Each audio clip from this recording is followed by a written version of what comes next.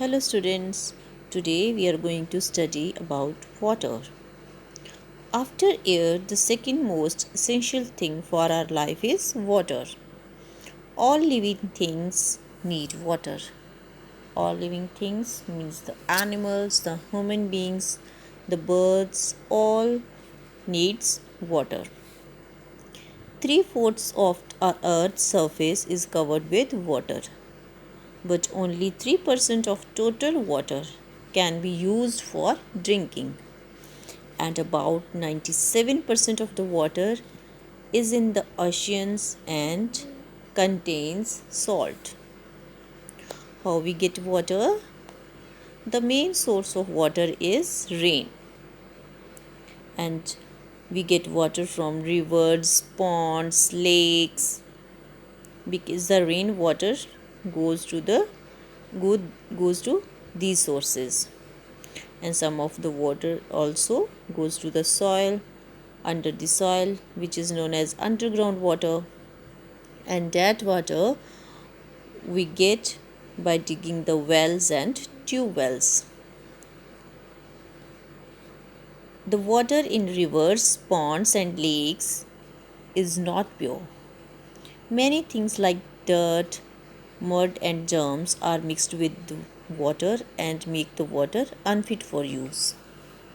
The substances that make the water unfit for use are known as impurities. And impurities are of two types: soluble impurities and insoluble impurities. Those impurities that do not dissolve in water are known as insoluble impurities, like sand, mud, salt of calcium. These do not get dissolved in water, and these are known as insoluble impurities. Those impurities that can dissolve in water are known as soluble impurities, like salt of potassium and sodium. Now, we have to remove the impurities from water. First of all, we will study about to remove the impurities from remove the insoluble impurities from water. We can remove the insoluble impurities by sedimentation, decantation and filtration. These are the three important methods. In sedimentation, a mixture of water and insoluble impurities is allowed to stand undisturbed in a container for some time. The heavy insoluble impurities settle down at the bottom of the container, and this layer of impurities is known as sediment. When the impurities settle down, clear water is left above the layer of impurities, and this process is known as sedimentation. You can take the example of sand. If we mix the sand in water and we allow it to settle down for some time, you can see after some time the layer of water is separated and the sand is settled down at the bottom, and the sand is known as sediment. The next method is decantation. After sedimentation, the clean water is poured gently into a separate container without disturbing the sediment of impurities. Means we have to pour the clear water into another container without disturbing the sand. This process is known as decantation, and the rate of sedimentation can be increased by adding chemicals like alum. This is known as the loading. In filtration, we separate the water from insoluble impurities like sand by using the filter paper also. To filter a mixture of water and sand, a cone of filter paper is made and kept inside a funnel. The mixture is poured into the funnel. The sand doesn't pass through the filter paper and remains behind on the paper. The water will pass through the filter paper. And the sand that behind on the filter paper, it is known as the residue. and the clear water comes out of the filter paper and it is collected in the beaker below the funnel or in another container. This is known as the filter rate, and the method of purifying water is known as filtration. So here the sand which remains on the filter paper as a residue is known as residue, and the clear water that comes out of the filter paper is collected into another container is known as filtrate. Now we have to remove the soluble impurities. Soluble impurities means impurities which get dissolved in water. This can be removed by two methods: evaporation and distillation.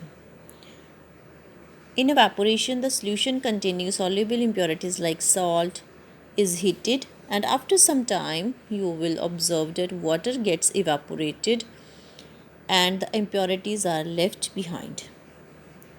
In distillation, both impurities and pure water are obtained. In distillation, impure water is heated in a flask, and on heating, water changes into steam and impurities are left behind in the flask. The steam passes through the condenser where it gets condensed. It cools and changes into water again. This water is pure and collected in a separate flask or separate container. And distilled water is the purest form of water. This water is used in car batteries, for science experiments, and in medicines. So we can remove the soluble impurities from water with the help of evaporation and distillation. Now we have the rainwater. We can't use directly for drinking purposes because it contain many germs in it. So impure water is harmful to us and leads to many diseases.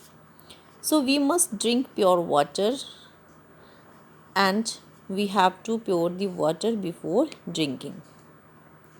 We can use the methods like boiling, chlorination, water purifiers. Water is heated for 10 minutes, and when it starts boil, the boiling kills the germs present in the water and makes the water pure. It is the simplest way to purify the water. Next one is chlorination. Addition of chlorine tablets in water to kill germs and to make water pure is known as chlorination. In big cities, when the water is collected in reservoirs, there we add the chlorine tablets, and that water gets supplied to the houses through the big pipes. So chlorination is done in the reservoir or in the big tanks. Next method is water purifier. We can use the water purifier to filter the water or to purify the water. But nowadays an electrical water purifier is also used to get pure water, and in most of the houses RO water purifier is used. So water is purified by boiling, chlorination, and using water purifiers. But distilled water is the purest water we get. The water that we get from in distillation, that is the purest water. Thank you.